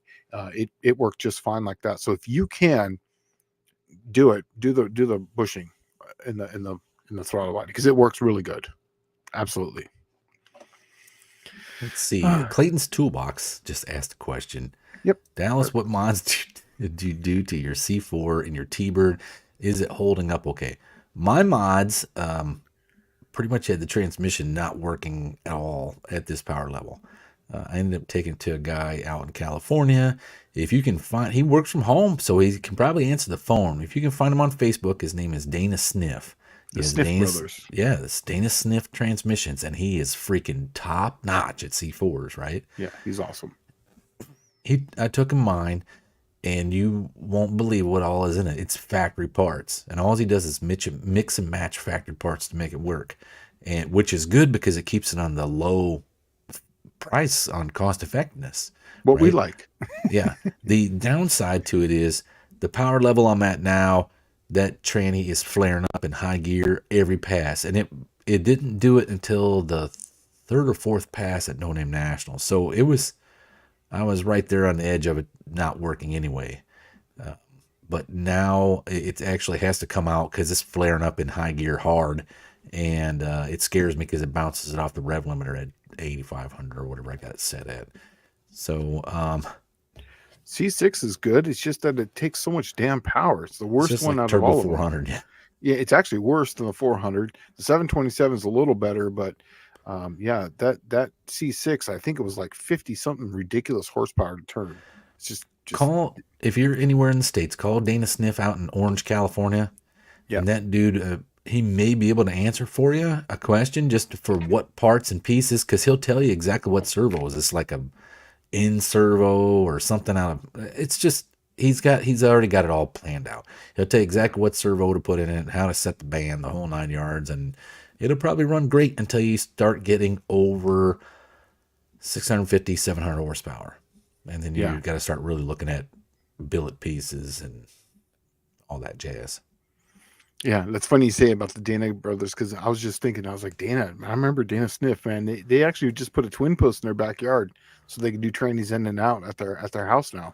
Oh, sweet. Yeah. He was the coolest dude because he literally did it all in his garage. Yeah. Because I met him at Match Race Madness. They had a Mustang there, like a 67 Mustang. And it was The green one. Yeah, it was fast. Real fast. Yeah. And well, they're twins. One's the driver, he's the smaller one, and then well, they're like fraternal twins, I guess. And then the I think it was Dana, right? Dana's his name, right? That's Dana Sniff is one brother, and then Dennis is the other Dennis, brother. the other one. Yeah, that's right. Yeah. And so then when they would build it was just funny. They're like two peas in a pod. It was just cool to see them. Well, Dana's the one that builds all the stuff. Yeah. And he don't drive. Dennis No. drives it, and he doesn't build any of it. No. And It's crazy how different they are, but yeah, they're twins, so it's pretty cool. Yeah, Dana Sniff will be able to answer your questions and point you in the right direction on what to do. Otherwise, if you're shooting for around 650, 700 horse, it's going to start getting costly for you real fast. Oh, so Patrick's going to be building a new engine, 369 cubic inches with the TA heads. Ooh, awesome. So basically the TA heads, I believe it's a ProPort Edelbrock head that they relocate the push rod tubes, so they kind of get so it's like an offset. So they're really, really good. So Kevin's Rust is asking, tell us if you ever watched Bondo Billy on YouTube. Never even heard of him. No. Bondo Billy, huh? Let's go check him out. Yeah, I'm gonna put that up here real quick before I move on. Well, I'll tell you who I was. Because I went and looked at his stuff on how to set your gun up properly. That's something that was cool. Is the last time I painted something, I never looked on YouTube, and this time I decided, hey, I'll look on YouTube to how to set my gun up right. Make sure, because I just, to be honest with you, I probably, if you ever owned a 93 through 96 Jeep Wrangler or Cherokee or Grand Cherokee, I painted all the interior pieces in those. That's what I did before I went in the Navy. And I mean, I can paint and I can set stuff up pretty good, but not like the guys. This is interior paint, right? And it's flat. So you just put it on, and then as long as you don't put it on 18 inches thick, it doesn't run. But these guys that paint exteriors is like, it's a whole new level. So I want to make sure I have my gun and everything set up right. I went on YouTube, and there is one channel that I found, and this guy is top notch at what he does. Let me see if I can find it. While you're working on that, I'm going to go with this one. John Wilburn saying that Clayton, an alternative to the C6, if you have room, is the E40D 400R. Sorry, 4R100 that Cope makes a valve body for now. Overdrive and all, no computer. So there you go. Call up CRT and talk to him. John Cope Racing. Yeah, he's got some good stuff. In fact, I've got one of his valve bodies in one of my cars right now. Oh, it works great. Okay. This one's called Paint Society. That's who I went to. I think that's who it is. All right. I don't need to watch your video right this second. I'm just trying to make sure this is the right guy. But I think that's who it is. Paint Society. Oh, okay. So Tom Brown, would the 400 switch pitch take more power to turn than a regular 400? Now, I don't believe so because I was the one that was working on that. And it's basically just an extra oil passageway that goes up through the shaft, and it's just really just kind of moving the vanes on the stator for actually on the turbine side of the converter. So I would say no, because internally they're identical. So I would have to say no. It wouldn't take any more power. In fact, it would probably be a better multiplier than a regular 400 because you're able to get a high stall out of it. So you'll get a higher K value when it goes into stall and it starts doing its thing. So yeah, it would just be a looser converter and then be a tighter converter. Oh man, Blake is rolling out. I was gonna give him a thumbs up because those guys are the battery production guys sent me home with a whole bunch of paint and body supplies. That's what I'm using right now. Oh, battery. Blake's out of here. Okay. Yeah. So yeah, sorry man, I didn't see it. I want to build. Tall Garage is saying that he wants to build a big block Mopar long rod 451 for a new car. Okay. I watched a few painters on YouTube's. Yeah, Shane. Oh, here we go. Patrick saying, Shane, you have one. I have number 250, and John Wilburn has 500. Hey, look at that. That's awesome. Number 1, 250, and 500. That's awesome. And this is for the valve bodies for the low band apply, reverse, John Cope, valve bodies. Oh, is that what was in your is that what was in the Cookie Monster? Yeah, it was at the time was an experimental valve body. And the reason why I talked to John Cope, I don't remember, I think it was in a magazine or something, or it was some sort of talk show. He was talking about these new valve bodies coming out. But I was at the March meet and I had a grinder style trans brake, and I was literally in the final round. I come back over, and it was on Sunday. I was come back over, and you got like 20 minutes between rounds, splash and fuel, check some stuff, try to cool it down. I got up on jack stands. I literally hit the button to back. I'm starting it up to go to the line to race in the final round. I hit the button, no reverse. I had nothing. So, and I was running not a degas. I was running in hot rod, but I had it on a button that was one of those Terminator long buttons. So I had to go in there foot braking in the final round, and the guy ran his number. I was running a 1004 is what my dial in right was. And I was right around a 1005, 1006. I was right in that number because I was basically dumping. The car was way faster. So as soon as I saw the first cone, I would dump. Are you there? Yeah. No, I'm listening. Okay. I would dump. And so I go up to the line and I'm just pissed because I thought I really had a chance. I go up there and I'm foot braking it and I couldn't bring it up onto the stall and the car went, not only did I red light, but I went too fast. So, wow. Yeah. So I said, that's never going to happen to me again. So then I saw that he had these valve bodies, and I was just like, and when that happened, I was going around looking for a trans brake, solenoid, but then I realized that it's a governor, that they put a solenoid in, so no one's really going to have it. So, but they all had the GM style of trans brake, right? You're basically your solenoid, right? So, and on the grinder style, the trans brake's on the top, so you have to drop your valve body and everything, right? So, I didn't want to ever have to worry about that again. So the next one that I got was from him, and it was underneath, so you didn't have to drop the valve body. You just drop the pan, you could change it out. Plus, it was a solenoid. And if John's on here, ask him. I told him when I got that thing, I said, put another solenoid in there because I want to make sure that this never happens to me again. And he goes, you really want this thing? I was like, yeah. And so what was funny about it is that I know I've said this probably a few times, but I told him, I said, this thing's going to be a hit. I can tell you because it's got low band apply and it works awesome. And it's the first of this kind. I want you to make sure that this says 001 on it. I want this to be number 1. And he goes, you think it's going to be a hit? And I said, yeah, I think it's going to be awesome for us people who blow out sprags. I said, that's why I went from a 727 to a 904, not only for better, but it's a safety thing. And so literally it's etched in there with the little bzzz, those little vibrating, Yeah, handheld vibrator. yeah, it literally 001, and it was a CRT, transmission, whatever. And actually, where we found out about this was John Wilburn and I and you were, when we were at PRI, we were talking about it. We were actually back at the hotel room, and I told him, I was like, dude, I have number one, and he goes, no way, and I'm like, seriously, I have number one. So then we started looking through some videos, and I showed him one of my old first videos that I posted was me showing how this thing worked, right?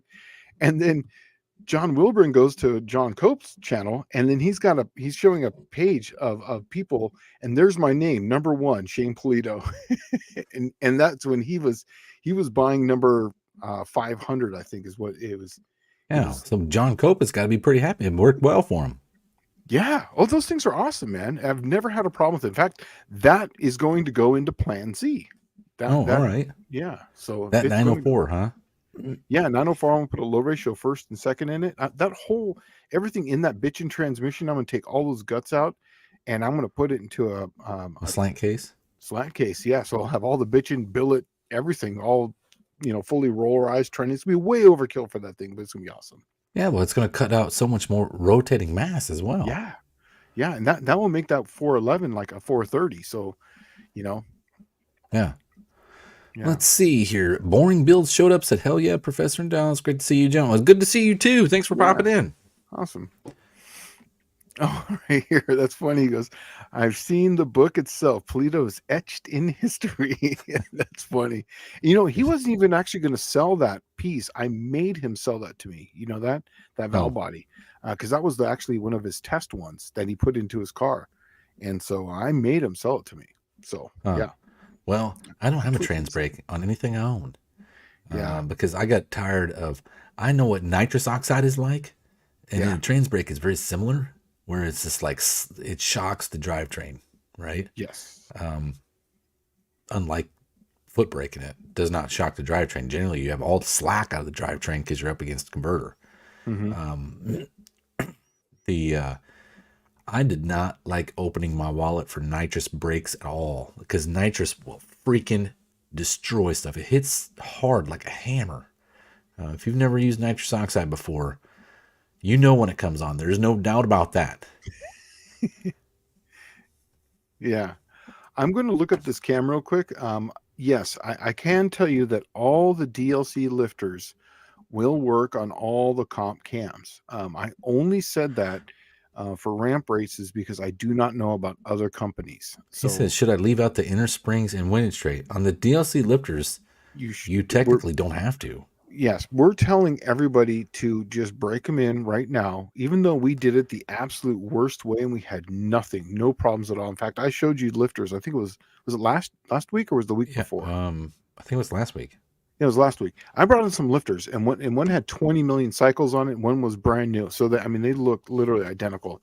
I was thinking, do I still have them here? No, I took it back. We're telling everyone break them in just like you normally would, but it's not as critical. But yes, it will work on all the comp cams. It will work if that is designed for anything flat tappet. Yes, it'll work just fine. The inner springs, I would still try to leave them out if you can. Like I said, right now we're telling everybody to break in your camshafts just like you would. These things are so awesome that you can run these on billet cores. So you can run a billet core camshaft with a flat tappet cam now with the DLC coated lifters.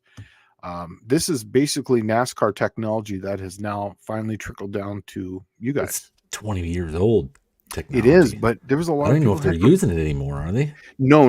Everything's roller now. Big wheels, big, huge wheels, kind of like pro stock stuff. So that way they could slow down speeds of stuff. But yeah, it took a while because there's people who own patents on things that you can't just use. They want to put that on the shelf and own that for 15 years. Yeah. So Tom Brown's asking a question. Manual proportioning valve or line lock for burnout competition? If it's just burnout competition, I'm going to tell you the cheater way to do this. Oh. Get a pair of vice grips. Yes. And climb up under the car to the rear tires and just clamp that vice grip on the rubber hose. Mm-hmm. and it will not work at all. The rear brakes will not work, and you don't have Yeah. to change anything. And that way you can actually do a burnout and then start again, start, and then you're not going to be smoking up the rear brakes. So yeah, yeah, little trick.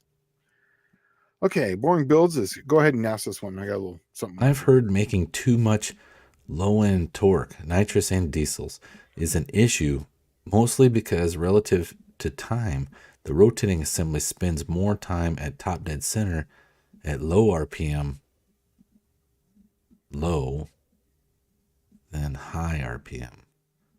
I've heard making too much Nitrous and diesels issue, is an issue. mostly because I think what he's trying to say is he talking about the speed at which you hit the nitrous, or is it just the speed of it in general, or is he Well, talking about nitrous on a diesel? I think it's both nitrous and diesels, but he's not talking about nitrous on a diesel. He's just talking about how much torque that they're making at low RPM. Now, okay, the things I do know is at low RPM, you're going to have not the readily available oil supply that you would normally need at the engine at high RPM. And it could be a possibility of wearing bearings. Because in a nitrous car, you do look at the bearings on them every season, if not sooner than that when you heard something. Yeah. But every season you would generally pull the bearings and you would look at them, and they would be significantly more worn than a regular engine, right?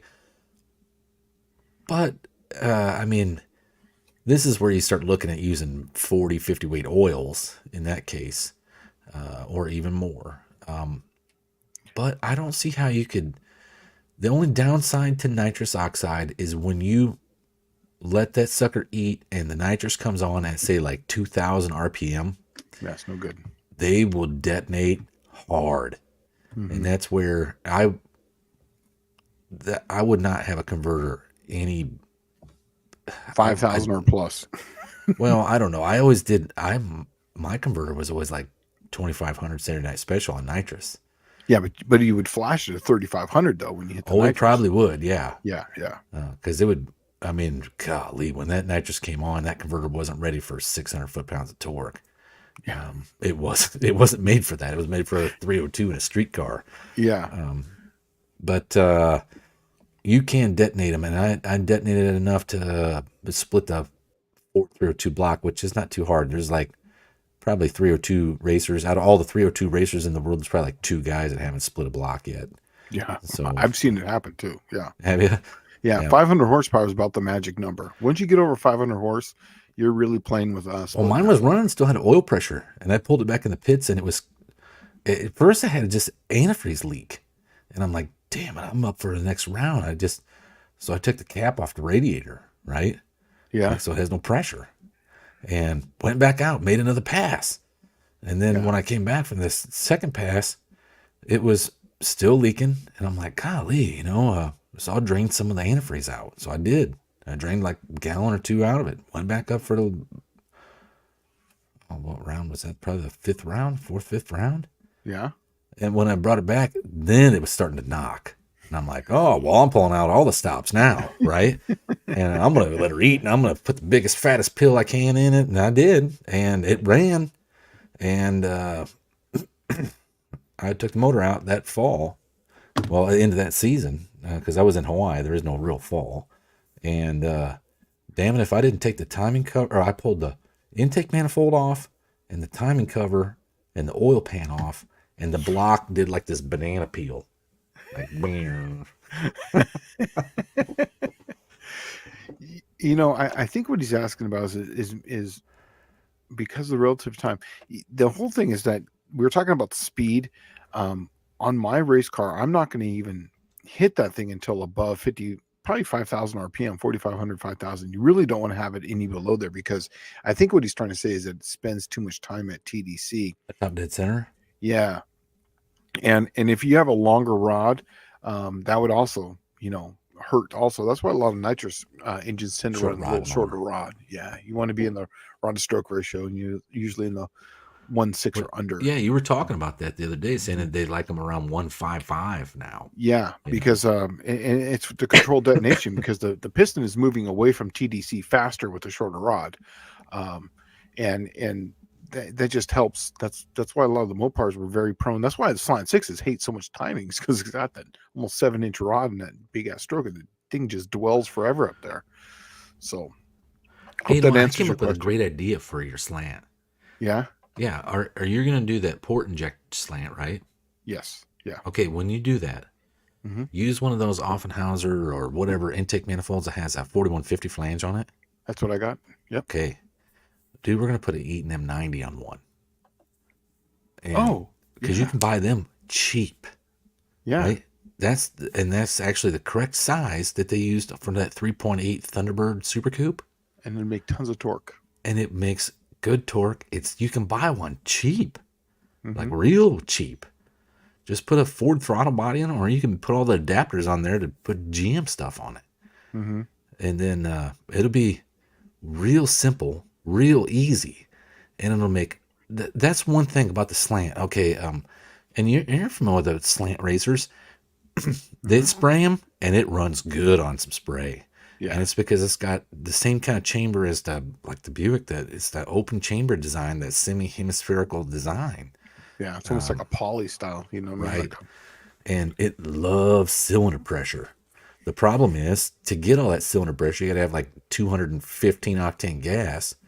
You know, that's where they run good. But on nitrous or blower, that thing would be pretty top notch. yeah. And I was actually looking at these too because we sell these from Edelbrock because we sell those Ecotech turbos. So, and I could probably get some of those, the twin turbo Ecotechs for the V6. Uh huh. And so, I could probably get some of those things, because they take them off all the time. Test one. So, The EcoBoost Fords. yeah, yeah, I'm sorry, EcoBoost. Sorry. Yeah, the Yeah. EcoBoost Force. Here you go. This one's for you. Let's see. Oh, Tall Garage. Actually, it says someone's been watching Richard Holdner. Actually, I had two of those Eaton M90s and I put them on a 302, and that did not last long. I could not find anybody that actually knew how to tune the E4 to make it work. So, let's see. Tom Brown, Dallas, I believe in one of your videos you said the Buick 215 rockers are the ticket. Are the rockers on those Rover heads the same? Yes, I believe they are the same, but they only can be used on a 215 V6 Buick or 300 340. They cannot be used on a 350 Buick because the offset's wrong. If you look at all the other rockers for like 350 Buick, the offset's different on them. So you have to just use them on that same engine family.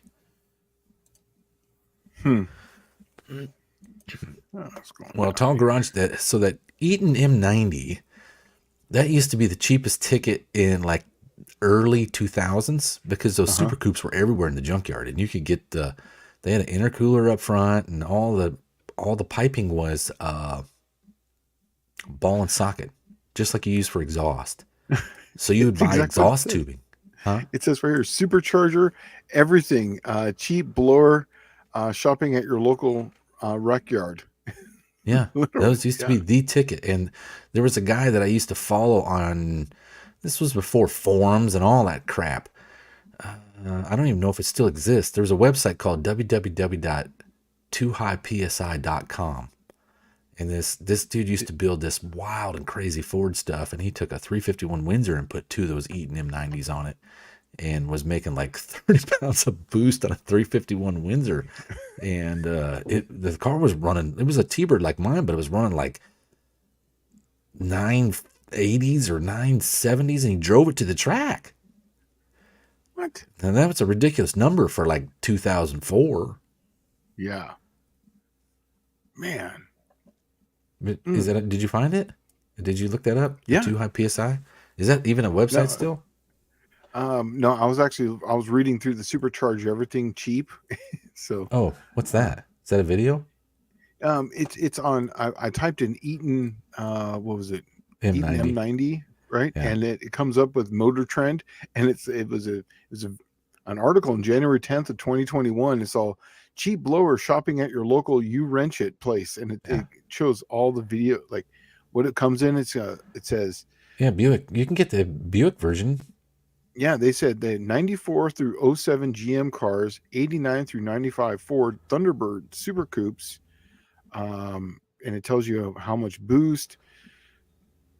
It tells you, and then also, yeah, there was also one in a Buick, Pontiac, those Pontiac Bonnevilles, and Yeah, all Oldsmobile. the 3800 Superchargers, Supercharge engines were Eaton M90. Yeah, The cool part is like if you buy the GM one, right, for the Buick, it's got the throttle body in the rear of the Supercharger.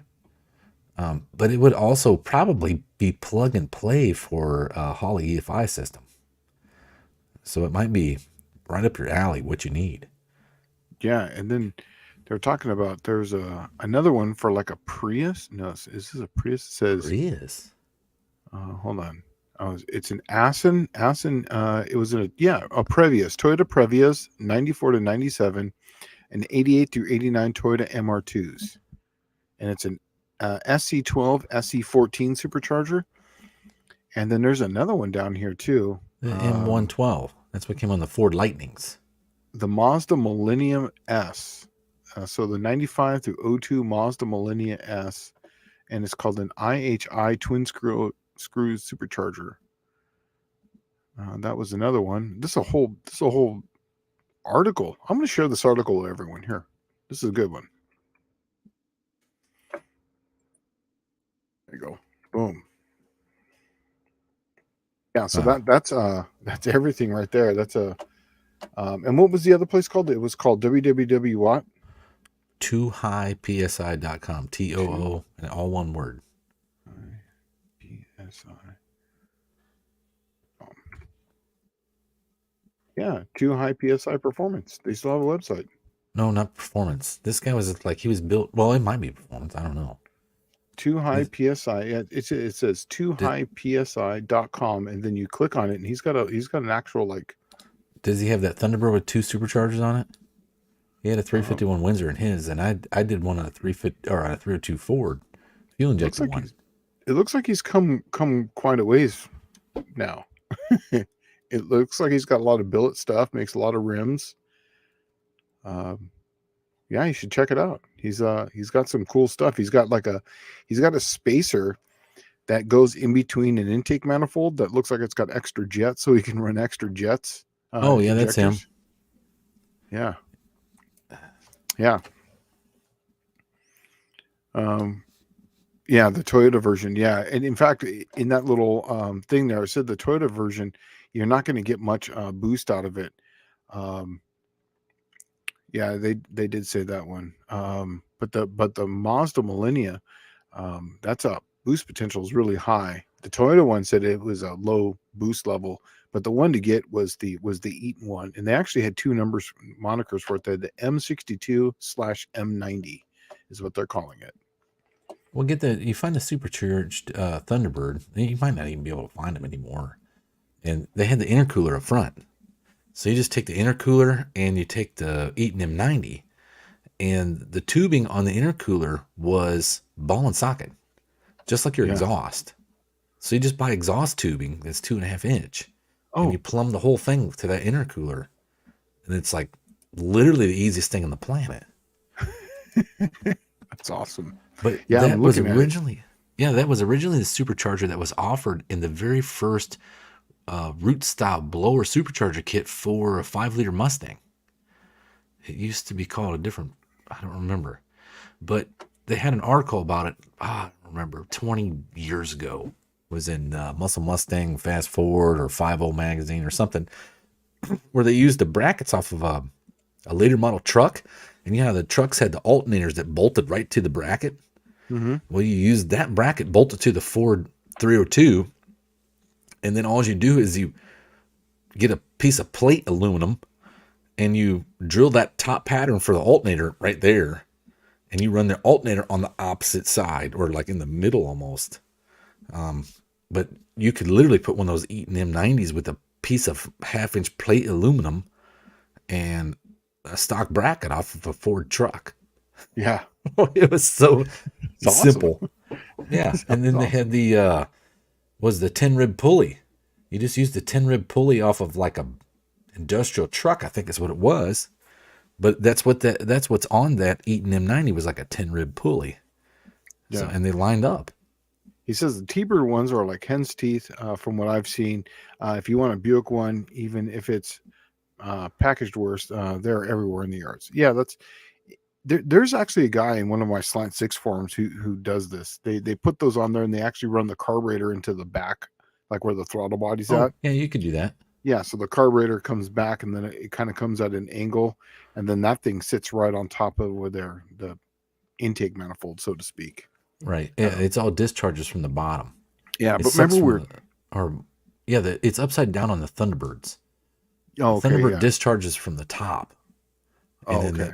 and it's got the elbow with throttle body on the back. Like I was saying, the Buick one will probably be the best one to use because it has The the backwards. GM throttle body and TPS and all that will plug right into a Holley EFI system. Yeah. Yeah, that'd be cool. But remember, we were talking about the Slant 6, though. The front of the snout is not very strong. So putting any load on that, that's the only thing I would be worried about. Okay, so Tom Brown's asking, will the M90 manifold for the 3800 fit the older 3.8 or even 225, or are the port spacing the same? Okay, one, the easy way to answer this, no. Not even close. The Series 2 is where these came out. The Series 2 3800. It is virtually like a Stage 2 V6 Buick. And then the Series 2, they shortened the deck height on the block. And it's actually, I believe, I want to say it's even shorter than the 215 V8. So you're kind of, what I've always wanted to do is I wanted to get 2 sets of Stage 2 V6 Buick heads and cut the one weird cylinder off that has the water port that's underneath the intake port. You'd have to see it to understand what I mean. And then weld 2 of those heads together, and then they'd be on the same bore spacing as a Buick small block, and I could make a V8 version Stage 2 Buick. And I thought that would be bitching. That'd be cool. You know, Clint's bringing up something here. And I have a little quick story after this. Clint is saying, coolest bolt-ons ever was a turbo kit for a supercharged MR2 called the HK. It was basically a twin charger. It's a supercharger, has a clutch drive, so it switches off when the turbo comes on. So you run it basically in the supercharger to get off the line. Then the turbo would kick in and go and then blow through it. So once you got up in the high RPMs. So now high RPM, yeah. Yeah. So here's the thing. In Poway, California, there I'll use their last name. There's these guys, and they're a group of friends I grew up with. Their last names were Carwin. Believe it or not, that's their real last name. He had one of these MR2s with one of these twin chargers on it, and in a little tiny MR2, and then he also ran nitrous on top of it. I think it was a 50 kit to get this thing going. That and it was a total sleeper. Total stock tires, total stock everything. And I'm telling you this because he spanked me clear up and down the road. And I didn't turn the nitrous on because I didn't think I needed it. And I was like, wow, that car's fast. And I never ran him again because he sold that and then went to a Supra shortly after. But that was probably one of the fastest MR2s or fastest little compacts I've ever seen around was that twin charger. So it's funny he said that because that brought up that story. I was like, holy crap, I remember that. I've never seen one of those. I know that the Thunderbird Super Coupes were notorious for popping head gaskets, but that motor was, man, that thing was freaking sweet. I always wanted to get one. And see, all right. The V6 supercharged era would have been the best time for me to go out and get something and just build it and street sweep everybody. Because, all right, if you pull that supercharger off, let's say I had there's a Series 2 V6 Buick 3800 that was available in the Camaro in like 96 to 2002, or the Pontiac Firebird. And it was just a straight stick cheapo Firebird, right? Had 3800 Buick, you could get it with a stick or an automatic. Well, the automatic was the 4060E. So you were never going to tear that up behind the 3800.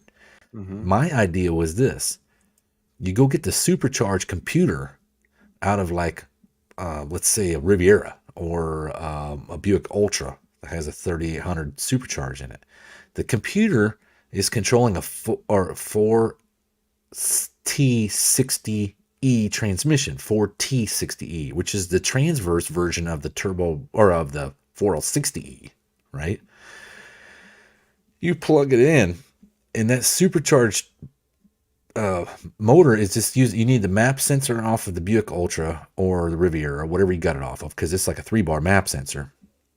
But you take the supercharger setup, or you have your stock Camaro or Firebird setup intake manifold. It's aluminum. It doesn't have a supercharger on it. But now you got the supercharged computer in there with the map sensor. So it's looking for, and it can control the transmission and all that. Everything's working just like it should, but it has no boost. But it is boost referenced, and it is programmed for boost. So you put the injectors in it from the Ultra or whatever and hang a single turbo on that sucker. Now it has boost.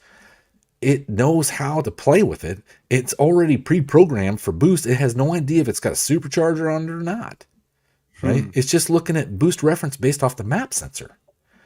So now you'd have, let's just say you had a straight stick Firebird. You show up at street race night, everybody would laugh their ass off because it'd have a single exhaust on it. They would say, you bought the V6 Camaro, you're such a mo. Well, okay, I'll give you 2 cars. You son of a bitch, run your mouth, right? And then just whack the crap at them. Because, I mean, think about it. This thing would be like a Grand National. Yeah. That's awesome. Did we see... Oh, Tall Garage is saying that the Mad Max car had a clutch setup on it. Yeah, it did. But this one had a clutch setup and a turbo. So it would be like double. Oh, Patrick's saying here that they're charging for different prices now. What? And the engine code? That sucks. That sucks. I bet you can go there now and get a Hemi. It's probably even more money now. Man, What's sucks. that? Oh. At the wrecking yards. So they're charging different now for like engine codes. Oh, really? Yeah. I don't care. All the junk I buy, they don't care. Like HJX Buick, $60. All right. That's the code for the small block Buick. Is it HJ or X code? Man, we've only got about 8 minutes left. I know, it's flown by. Yeah, it went by fast today. Yeah, Andy said make it 3 yards, mother, and you'll have an automobile race. Yes, that's like on 2-lane blacktop. 2-lane blacktop. That's my most favorite line. In fact, there was a guy in the background goes, "Hey man, this guy just bet $300." If you watch that movie, that was actually there was an interview with James Taylor, and he was talking about that. He said that, and I guess the people didn't know that they were filming like that. That was what was going to be said, and that was a true reaction from that guy where he got. Well, they were at the island, right? Weren't they at Terminal Island? Isn't that where they were? Or they were street racing in Southern California, but I thought they were at Terminal Island. I thought. Yeah, I just know that the last race was filmed right close to here in Lakeland Drag Strip in near Memphis. It was off the. Oh yes, I know which one you're talking about. That one's closed down. Mm-hmm. Yeah, but it's still, you can drive up and get onto it, but it is closed down. But you can go to it. I just but so that makes me think back my street racing days when I was stationed in Pascagoula, right? Pascagoula, Mississippi. That's technically like the home of the, what do they call it? What's that place that all the New Orleans street outlaws guys? The Pad. That's it. Oh, the Pad. Right Pad outside Pascagoula, yeah. Right? But we used to drive over to Mobile, and Airport Road is where everybody would cruise. Mm-hmm. And I was doing street racing in Mobile, Alabama, when the Lightnings were new, right? You remember when the Lightnings came out and they were like 450, 500 horse? Oh my God, it ran 12 O's from the factory. Yeah. Right. Dude, I would show up at this cruise where everybody was parked at. I'd just pull in there, T-Bird, single exhaust, or I had the factory dual exhaust actually, but I had 3-chamber Flowmasters.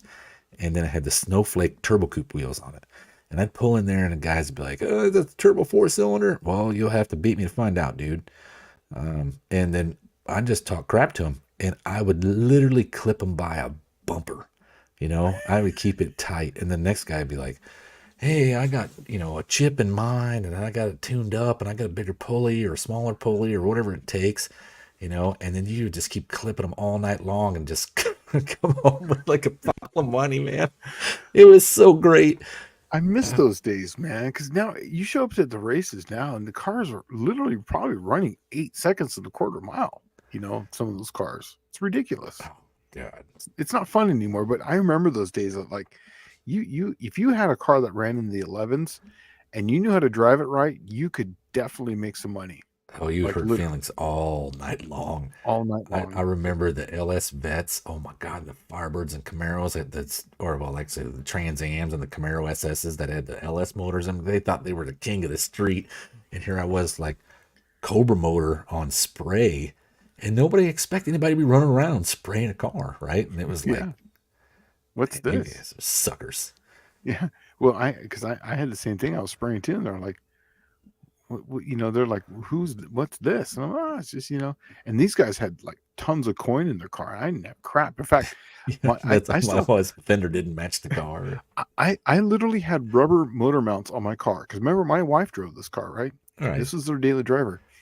And I made out of, what were those things?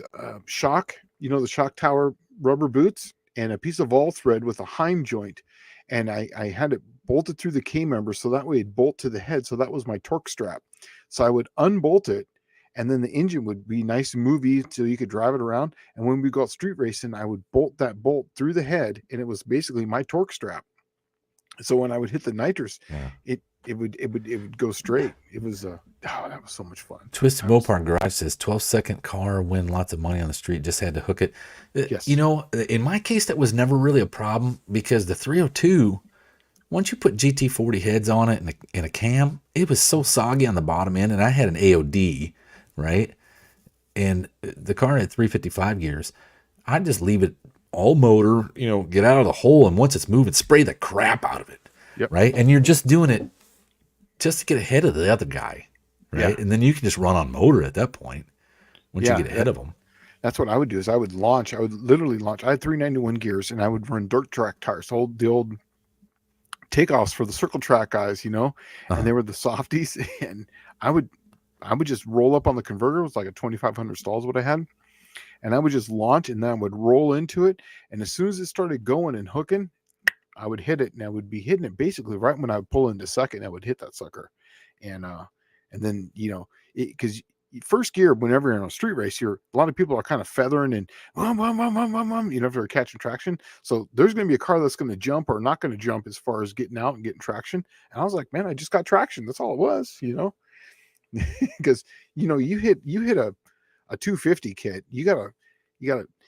There was no progressive back then. Your progressive I didn't have was that how kind of fast kit on mine at the time. I was just running like 100 shot or 125 shot. But I mean, that makes a huge difference on torque value wise. Oh yeah, I was running a 250 kit, but my engine was just a 360 though, with a cam intake and headers, literally. So it was it was 273 hypo.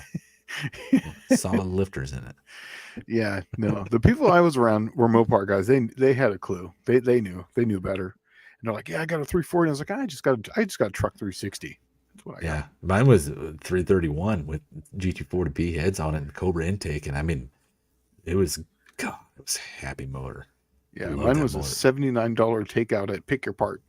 I had the stock 302 in it for a while, and I ended up, because they had cast pistons in it, and I didn't gap nothing. I just kept spraying it, and eventually one day one of the ring lands failed. Yeah.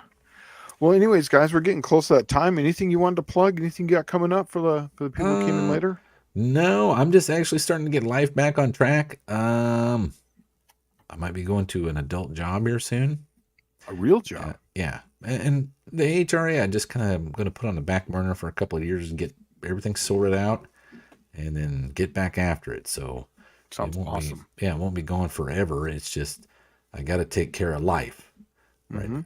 So And for me, next Wednesday, I'm going to be at PRI, so there's going to be no live on Wednesday. We're going to take a little hiatus.